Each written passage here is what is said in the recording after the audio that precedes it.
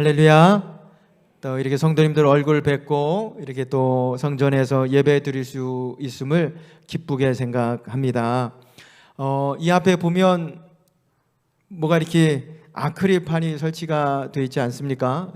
성도님들, 저도 좀 적응이 좀 잘 안 되는데 성도님들도 아마 그러리라 생각이 됩니다. 이렇게 아크릴판을 설치한 것은 우리 교회가 철저히 방역 수칙을 지키겠습니다, 이런 의지를 내포하고 있습니다.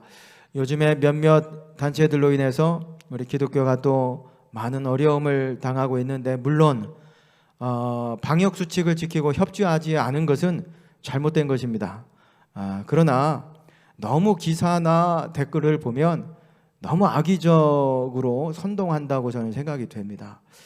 여러분, 선동되지 말고 저희들의 삶의 자리에서 먼저 방역 수칙을 철저히 지켜갈 수 있었으면 좋겠습니다. 이것이 나를 지키는 길이고, 또 가정을 지키는 길이고, 교회를 지키고, 또 하나님을 사랑하고 이웃을 사랑하는 것임을 저희들이 기억하면서, 여러분 기도하시면서 삶에서 방역 수칙 더욱더 철저히 지켜주시기를 부탁을 드리겠습니다.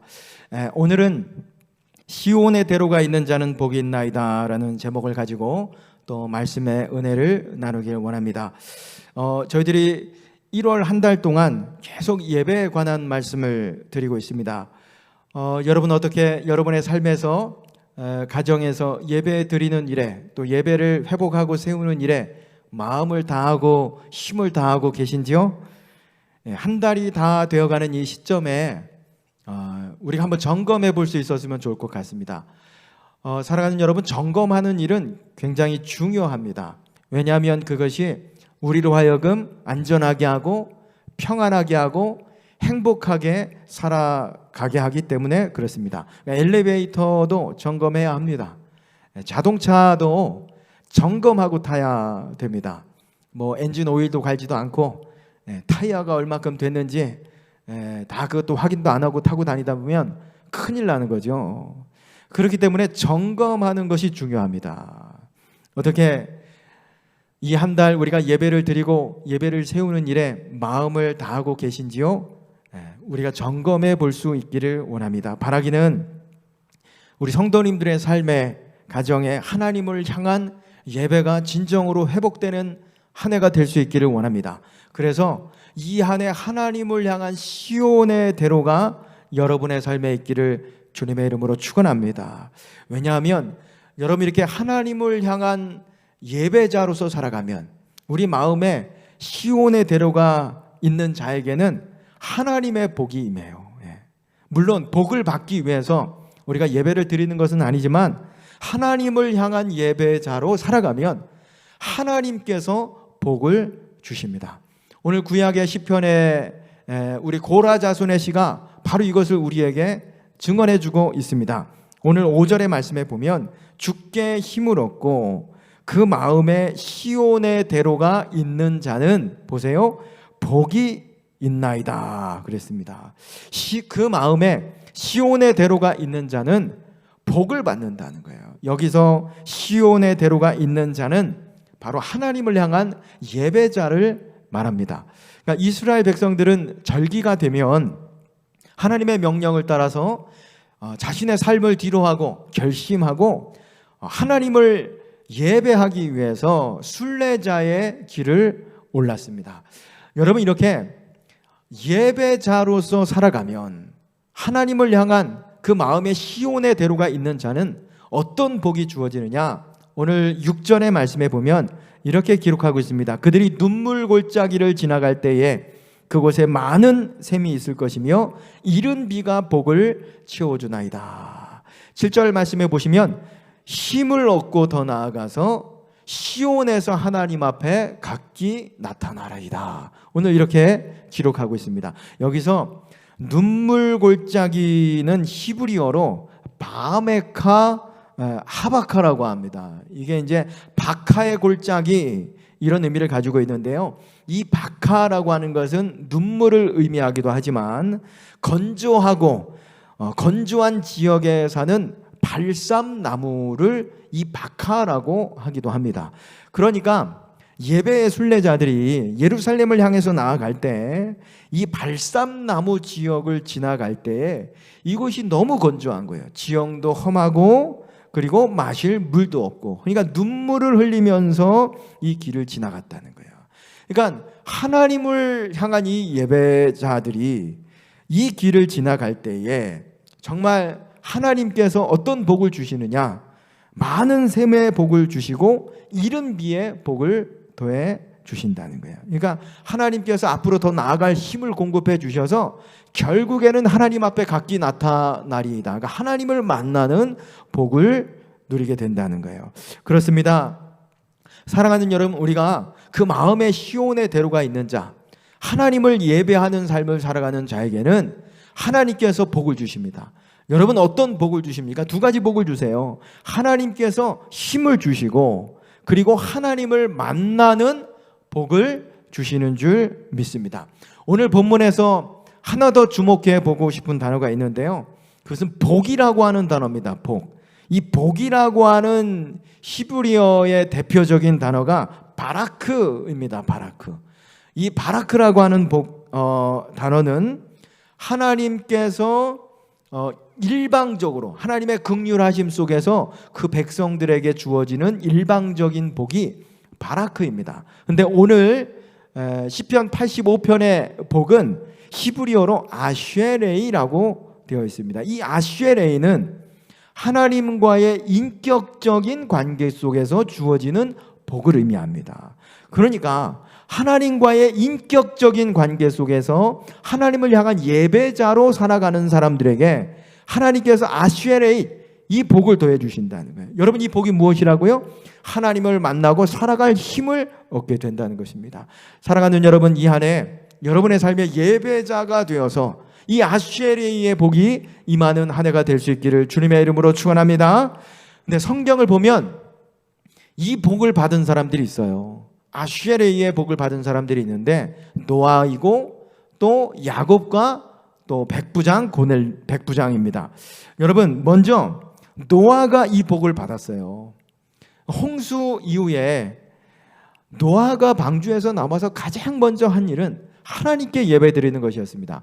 창세기 8장 20절의 말씀에 보시면 이렇게 기록하고 있습니다. 노아가 여호와 앞에 제단을 쌓고 모든 정결한 짐승과 모든 정결한 새 중에서 제물을 취하여 번제로 제단에 드렸더니, 여러분, 노아가 홍수 심판 이후에, 그러니까 1년여 동안 방주 속에 있다가 그 가족들과 함께 나와서 마주한 세상은 어떤 세상이었을까요? 그게 아름다운 세상은 아니었을 것입니다. 그러니까 홍수가 있었기 때문에 집도 다 쓰러지고 나무도 부러지고 다리도 끊기고 논과 밭은 아마 다 진흙으로 뒤덮였을 것입니다. 자, 그런데 그런 삶의 현장 속에서 노아와 그 가족들은 어떻게 해요? 먼저 단을 쌓고 하나님께 번제를 드렸다는 거예요. 사실 여러분, 이런 상황이라고 한다면 가장 먼저 해야 할 일이 무엇이겠습니까? 마실 물을 찾아야 되겠죠. 그리고 먹을 것, 그리고 누울 집터를 마련하는 것이 사실 먼저 우선이었을 거예요. 근데 노아는 그렇게 하지 않았다는 거예요. 정결한 짐승들을 잡고 제단을 쌓아서 그곳에서 하나님께 번제 드렸다. 먼저 예배 드렸다라고 하는 것입니다. 이렇게 우선 먼저 예배 드렸던 노아에게 어떤 복이 임하느냐? 두 가지 아쉐레이의 복이 임하게 됩니다. 첫 번째로는 하나님의 마음을 아는 복을 받게 됩니다. 창세기 8장 21절의 말씀에 보시면 여호와께서 그 향기를 받으시고 그 중심에 이르시되, 사랑하는 여러분, 예배를 드리면 하나님이 받으십니다. 기도 응답은 때로는 늦게 이루어지기도 합니다. 바로 응답받기도 하지만 하나님의 때가 있기 때문에 하나님의 때에 응답받기도 하지만 예배는 어떻게 해요? 바로 그 순간에 하나님께서 받으실지 않을지 결정한다는 거예요. 그러니까 노아가 우선 하나님 앞에 예배 드렸더니 하나님이 그 향기를 받으셨답니다. 그 예배를 받으시고 하시는 말씀이 그 중심에 이르시되 내가 다시는 사람으로 말미암아 땅을 저주하지 아니니 이는 사람의 마음이 계획하는 바가 어려서부터 악함이라. 내가 전에 행한 것 같이 모든 생물을 다시 멸하지 아니하리라. 자, 하나님께서 예배 드리는 노아에게 나타나셔서 그 마음의 중심에 있는 말씀을 해주셨어요. 여러분, 그것이 무엇이냐면 내가 다시는 사람으로 인해서 땅을 저주하지 않고 내가 홍수로 다시는 이 세상을 멸하지 않겠다. 사랑하는 여러분, 예배가 뭐라고 말씀드렸어요? 예배는 하나님과의 만남이라고 그랬죠. 여러분, 이렇게 예배 가운데 하나님을 만나면 하나님의 마음을 알게 돼요. 하나님의 선하시고 하나님의 온전하시고 기뻐하시는 그 뜻을 알게 된다는 거죠. 여러분, 우리도 그렇지 않습니까? 자주 그 사람을 만나면 여러분, 그 사람의 마음이 무엇인지, 정말 원하는 것이 무엇인지 알지 않습니까? 마찬가지인 거예요. 예배를 통해서 하나님을 만나면 하나님이 정말 원하는 것이 무엇인지 그 마음과 중심을 알게 된다는 것입니다. 여러분, 그 하나님의 마음과 중심이 무엇입니까? 내가 사람으로 말미암아 세상을, 이 땅을 저주하지 않고 다시는 이 물로 내가 이 세상을 멸하지 않겠다. 즉, 하나님의 마음은 무엇이에요? 하나님의 마음은 심판이 아니고 구원이고, 하나님의 마음은 진노가 아니라 하나님의 긍휼과 자비하심인 줄 믿습니다. 사랑하는 여러분, 우리를 향한 하나님의 마음도 심판이 아닙니다. 하나님의 진노가 아니라 구원과 또 우리에게 긍휼을 베푸시는 것인 줄 믿습니다. 그래서 예레미야 선지자도 예레미야 29장 11절의 말씀해 보시면 여호와의 말씀이니라 너희를 향한 나의 생각을 내가 안 하니 평안이요 재앙이 아니니라 너희에게 미래와 희망을 주는 것이니라. 하나님의 관심은 재앙이 아닙니다. 하나님의 관심은 심판이 아닙니다. 하나님의 관심은 저와 여러분에게 이 땅 가운데 많은 사람들이 생명을 누리고 평안을 누리고 미래를 주고 소망과 희망을 주는 것인 줄 믿습니다. 여러분, 때로는 하나님께서 우리를 징계하시기도 하십니다. 내버려 두시기도 하십니다. 왜 그럴까요? 우리가 깨닫지 못하기 때문에. 깨달으라고. 그래서 깨닫게 하시기 위해서 때로 하나님은 우리를 징계하시기도 하십니다. 그러나 여러분, 분명히 기억하실 것은 하나님의 마음은 뭐예요? 징계에 있지 않습니다. 하나님의 마음은 우리에게 평안을 주고 미래를 주고 희망을 주는 것인 줄 믿습니다. 그러니까 예배를 통해서 하나님을 만나고 노아는 하나님의 중심을 알게 되었어요. 두 번째로는 걱정과 두려움에서 그가 벗어나게 되어서 미래를 꿈꿀 수 있게 되었다는 것입니다. 여러분, 한번 생각해 보시기 바랍니다. 홍수 심판 이후에 살아가다가 갑자기 비가 와요. 근데 이게 폭우가 쏟아집니다. 그러면 노아와 그 가족들은 어떤 마음이 들었을까요? 야, 이거 또 하나님이 진노하신 거 아닌가? 또 홍수 나는 거 아니야 이거? 이런 걱정과 두려움 속에 살아갔을 거예요. 자, 근데 여러분, 하나님께서 노아와 그 가족들의 예배를 받으시고 하신 말씀이 무엇입니까?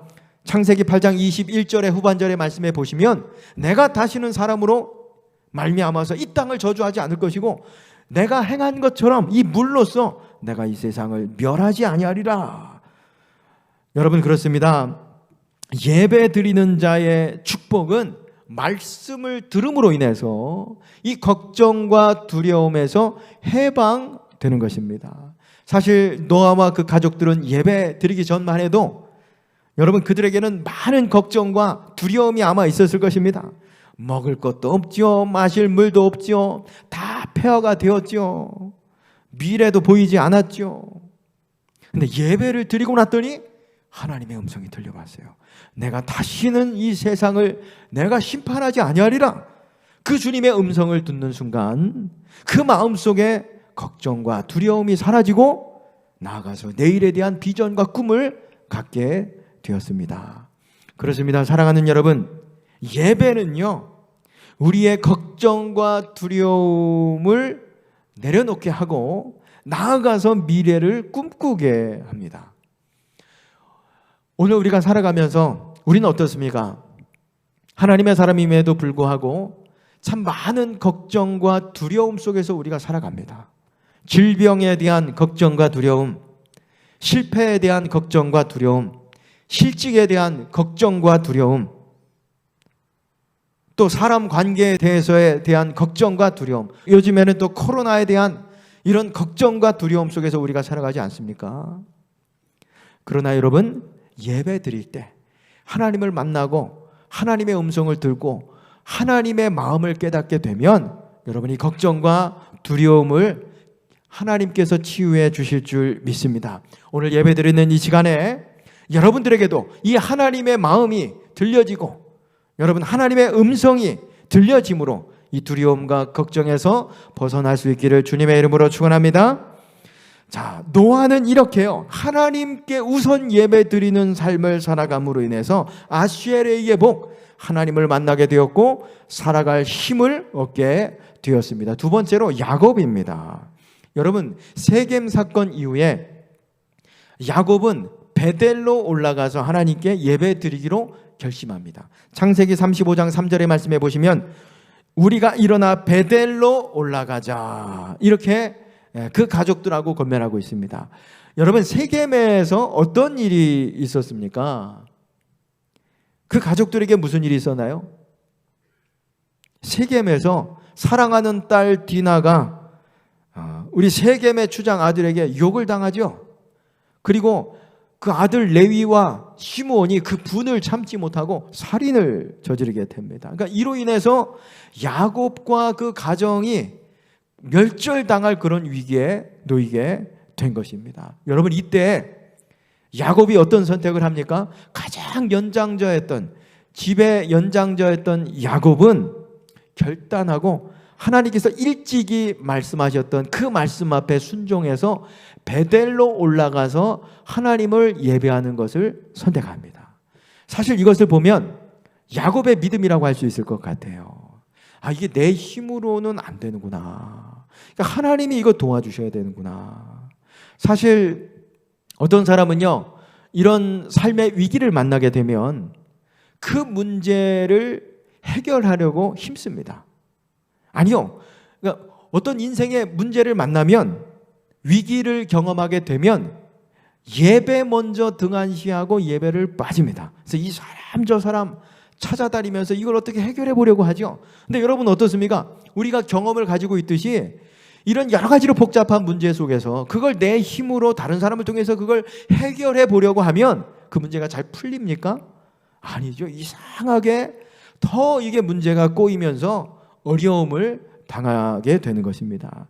여러분, 그렇기 때문에 인생의 여러 가지 위기나 실패를 경험하게 될 때 여러분, 그때는 내가 노력하고 사람들 의지하고 찾기보다도 우선 먼저 여러분 하나님 앞에 나오실 수 있길 바랍니다. 예배를 선택하라는 거예요. 왜 예배를 선택하라고 합니까? 우리 하나님은 어떤 분이세요? 전능하신 분이잖아요. 예배를 통해서 하나님을 만나면 전능하신 그 하나님이 우리 인생의 모든 문제를 하나님이 해결해 주실 줄 믿습니다. 그러니까 야곱은 그걸 또 인생의 경험을 통해서 안 거죠.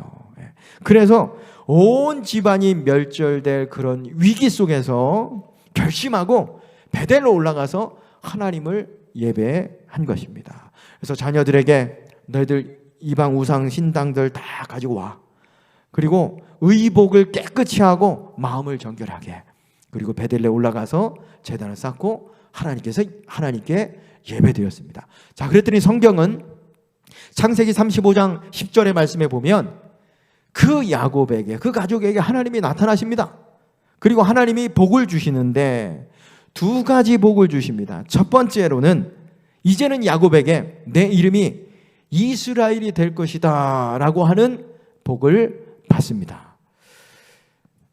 창세기 35장 10절의 말씀입니다. 하나님이 그에게 이르시되 내 이름이 야곱이지만은 내 이름을 다시는 야곱이라 부르지 않겠고 이스라엘이 내 이름이 되리라 하시고 그가 그의 이름을 이스라엘이라 부르셨다. 하나님이 야곱의 이름을 이스라엘이라고 부르셨대요. 근데 여러분, 한번 우리가 돌이켜보면 창세기 말씀 읽으셨죠? 하나님이 야곱의 이름을 이스라엘로 바꿔줬어요. 야곱의 이름의 뜻이 무엇입니까? 발 뒤꿈치 잡는 자, 속이는 자. 야곱은 그 이름처럼 자랐어요. 남을 속이고 뒤꿈치 잡으면서 자랐단 말입니다. 그런데 어디서요? 야복강에서 하나님을 만나고 그 야곱의 이름을 이스라엘로 바꿔주셨단 말입니다. 야복강에서. 거기서 분명히 내가 이제 내 이름을 이스라엘이라 하리라 그랬습니다. 자, 그런데 여러분 성경을 읽어보시면 창세기 33장 이후에 단 한 번도 야곱의 이름을 하나님이 이스라엘로 부르지 않았어요. 한번 읽어보세요. 성경에 보면 야곱을 그냥 야곱이라고 그 이후에도 기록해놨지 이스라엘이라고 기록해놓지 않았습니다. 왜일까요? 하나님을 만난 다음에도 야곱은 여전히 야곱으로 살아가고 있었기 때문에 그래요. 그래서 그 이름이 이스라엘로 바꿔주셨음에도 불구하고 야곱으로 하나님이 부르지 않으신 거예요. 그런데 이제는 내가 살아오던 삶의 방식들 다 내려놓고 하나님의 말씀 앞에 순종해서 베델의 제단에 올랐어요. 예배 드렸습니다. 순종해서. 그때 하나님께서 가장 먼저 주신 축복이 무엇인가? 내가 이제 너를 야곱이라고 부르지 않고 이제는 내가 이스라엘이라고 부르리라. 사랑하는 여러분, 이스라엘, 이게 어떤 의미라고 그랬습니까? 우리 번역에는 여호와와 겨루어 이긴 자라고 했지만 수요 말씀 예배 때 제가 말씀드렸죠. 이스라엘이라고 하는 것은 하나님이 함께하면서 내가 싸워주겠다는 그런 이름의 의미라고 말씀드렸죠. 여러분, 하나님이 함께하시면서 싸워주시면, 지켜주시면 무엇이 두렵고 무엇이 걱정스럽겠습니까? 그래서 창세기 35장의 말씀에 보면 여러분 베델의 제단에 올라갈 때 사실은 추장의 아들이 죽었으니, 족장의 아들이 죽었으니, 여러분 이게 얼마나 비극적인 일입니까? 그 야곱의 가문이 멸절당할 수 있는 그런 두려움 속에 있는데, 여러분 창세기 35장을 읽어보시면 베델의 제단으로 올라갈 때 온 고을이 야곱을 두려워했다, 그렇게 기록하고 있습니다. 하나님이 지켜주시고 하나님이 함께해 주신 것이죠.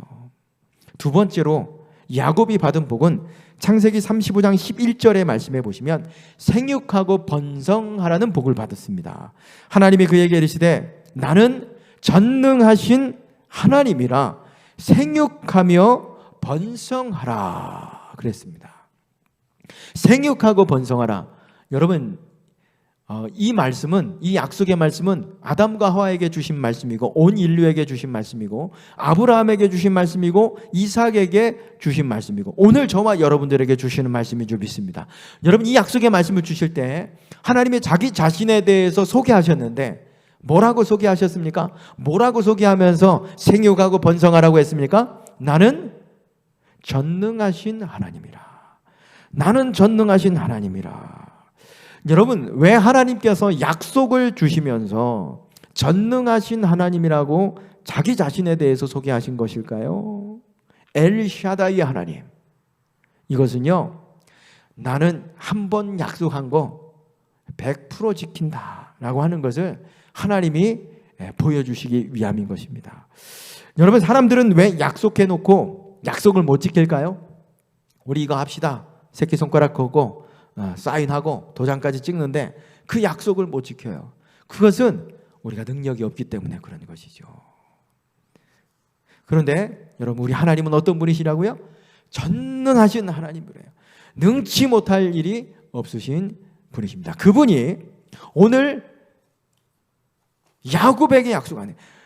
생육하고 번성하는 복을 주겠다. 여러분, 그리고요, 성경을 여러분 보셔서 아시겠지만 이 하나님의 약속의 복이 그대로 이루어집니다. 그래서 이 야곱의 12아들이 200만이나 되는 큰 민족으로 성장하죠. 여러분, 오죽하면 이 애굽의 바로 왕이 산파들을 보내서 히브리 사람들 사내 아이 나오면 다 죽여라, 이렇게까지 명령을 했겠습니까?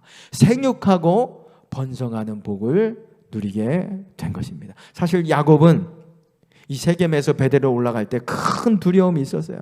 나만이 아니라 우리 가족들도 가문도 이제 다 끝났구나. 근데 베델에 올라가서 하나님 앞에 그가 우선 예배 드렸을 때, 예배를 선택했을 때 승리에 대한 약속과 가문에 대한 번성의 복을 받게 되었습니다. 세 번째로 로마 군대 장관 백부장도 이 복을 받습니다. 오늘 사도행전 10장 1절에서 2절의 말씀해 보시면 성경이 그에 대해서 이렇게 기록하고 있습니다. 가이사랴에 고넬료라 하는 사람이 있으니 이달리아 부대라 하는 군대의 백부장이라. 자, 보세요. 근데 그가 경건하여서 온 집안과 더불어 하나님을 경외하며 백성을 많이 구제하고 하나님께 항상 기도하더니. 그러니까 로마의 백부장, 이것은 이방인이에요. 유대인이 아니라 이방인이었는데 그는 경건한 인물이었고 여호와를 온 집안과 경외하면서 백성을 구제하고 기도하는 사람이었다. 예배하는 사람이었다는 거예요. 그는 이방인이었지만 항상 하나님께 예배드리는 자였고 또 어려운 이웃들을 자신의 소유를 가지고 돕는 삶의 예배자였다는 거예요. 여러분, 이 고넬료를 하나님께서 어떻게 축복해 주셨습니까? 천사를 보내주셨어요. 첫 번째는 천사가 찾아오는 복을 받습니다. 오늘 사도행전 10장 13절의 말씀에 보시면 하나님의 사자가 들어와서 고넬료야 그럽니다. 고넬료야, 고넬료야. 여러분, 고넬료에게 하나님의 사자 천사가 찾아왔어요. 여러분, 사탄 마귀는 왜 찾아옵니까? 우리를 저주하고 멸망시키기 위해서 찾아오지만 하나님의 천사는요, 하나님의 사자는 우리를 축복하기 위해서 찾아오는 줄 믿습니다. 그러니까 아브라함에게도 하나님의 천사가 찾아왔잖아요. 그렇죠? 예배 드리고 났더니 하나님의 천사가 찾아와서 어떤 소식을 전해 주었습니까? 내년 이맘때 내 아내 사라에게 99세 된 사라에게 아들이 있을 것이다. 기쁜 소식을 전해드렸어요. 야곱에게도 천사가 찾아왔고 여호수아 장군에게도 길갈에서 온 백성들이 할례를 받고 유월절 절기를 지켰더니 천사가 나타나서 하는 말이 나는 여호와의 군대 장관이다 그럽니다. 그리고 6장에 가면 여러분 여리고성을 정복하게 되죠. 싸워 승리하게 됩니다. 고넬료도 마찬가지입니다. 늘 정한 시간에 하나님께 예배 드렸더니 하나님의 천사가 찾아오는 복을 받게 되었어요. 천사가 찾아왔습니다. 여러분, 왜 찾아왔을까요? 10장을 읽어보시면 성령을 부어주셔서 온 가족을 구원하시기 위함입니다. 여러분, 고넬료가 받은 복은 온 가족이 성령 충만함을 받게 되었고 그리고 온 가족들이 구원을 선물로 받게 되었다는 거예요. 사랑하는 여러분, 여러분들에게 있어서 가장 큰 선물이 무엇입니까? 무엇을 받으면 그렇게 여러분 기쁘겠습니까?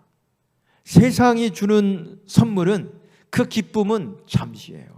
그러나 하나님이 주시는 이 선물 구원의 기쁨은 영원한 기쁨인 줄 믿습니다. 그러니까 어떤 상황 속에서도 환경 속에서도 두려워하지 않게 살아가게 하는 기쁨이 되는 줄 믿습니다. 근데 고넬료가 바로 이 복을 온 가족들과 함께 더불어 받게 된 것입니다.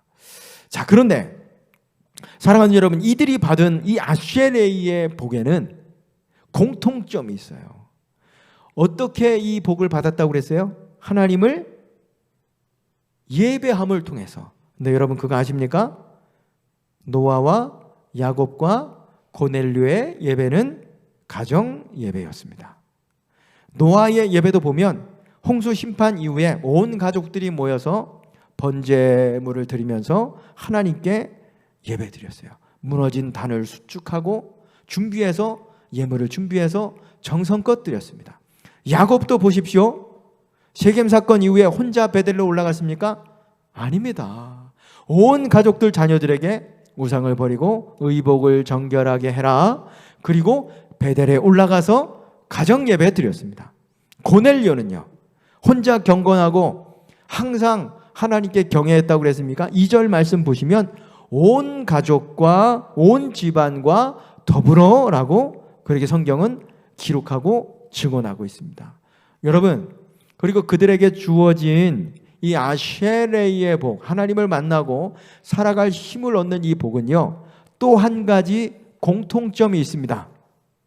그것은 그들이 받은 복이 다 그의 후손, 자녀들에게도 약속되어진 복이라는 거예요. 당대의 본인만이 아니라. 노아가 받은 복도 보면 하나님의 마음도 알게 되었죠. 그 자녀들이 여러분 예배를 통해서 미래를 꿈꾸게 되었어요.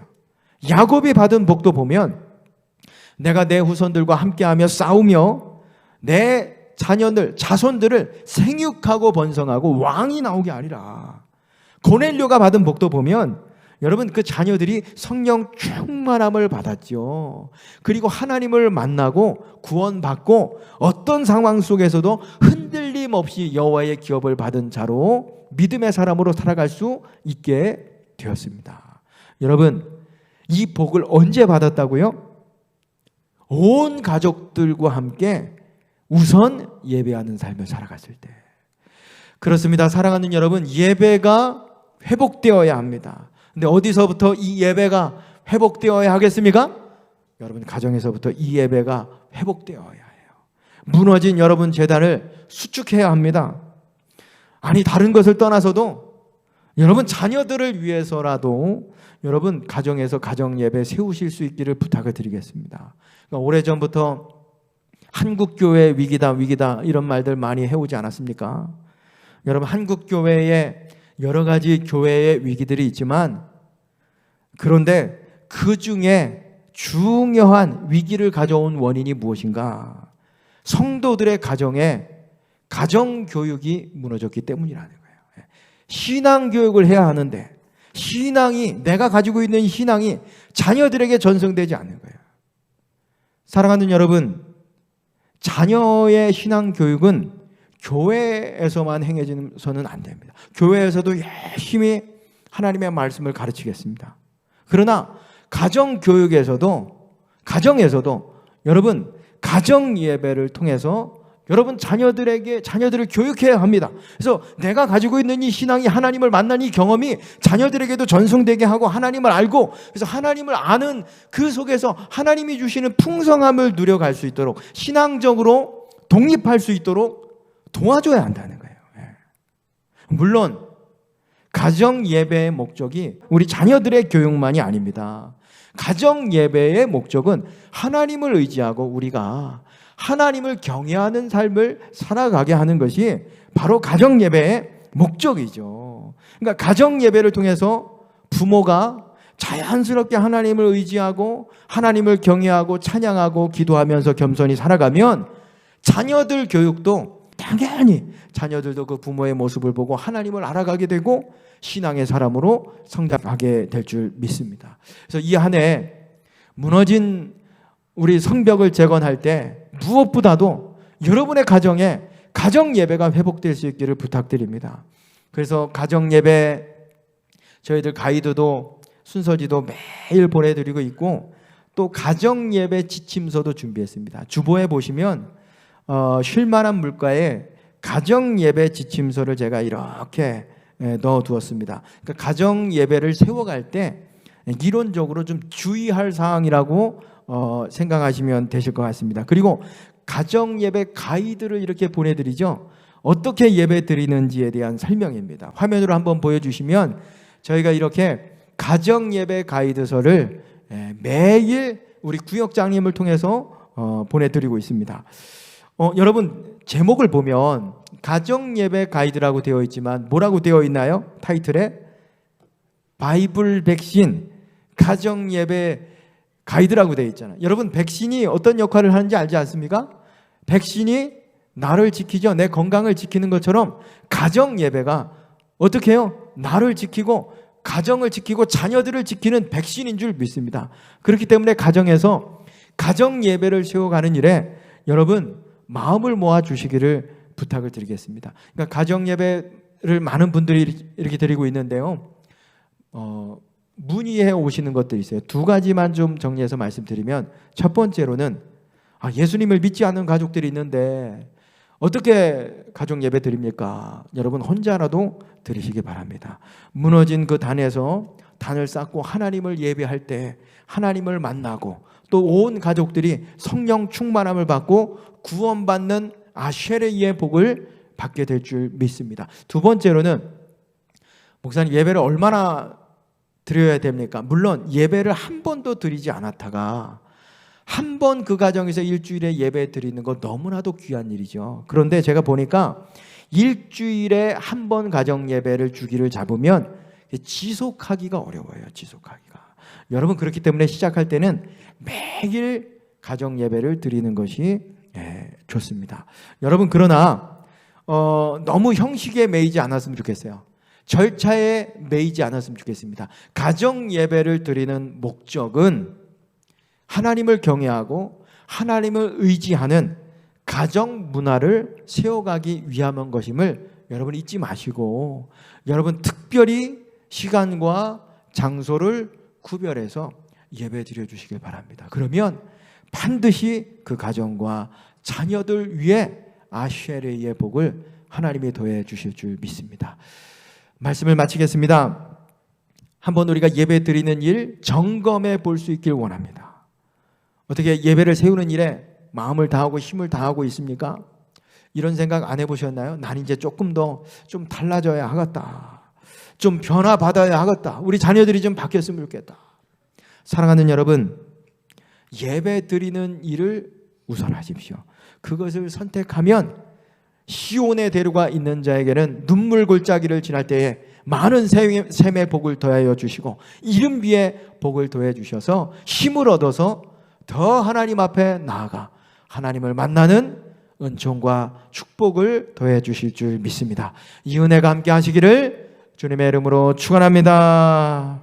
기도하겠습니다. 하나님, 이 한 해 하나님께 먼저 예배하는 자가 되길 원합니다. 무엇보다도 가정에서부터 무너진 제단을 수축하게 하여 주셔서 온 가족과 더불어 하나님을 예배할 때, 베델의 제단에 올라갈 때 하나님 이스라엘이 되며 후손의 복을 누리는 주의 성도들 될 수 있도록 축복하여 주시옵소서. 예수님의 이름으로 기도드립니다. 아멘.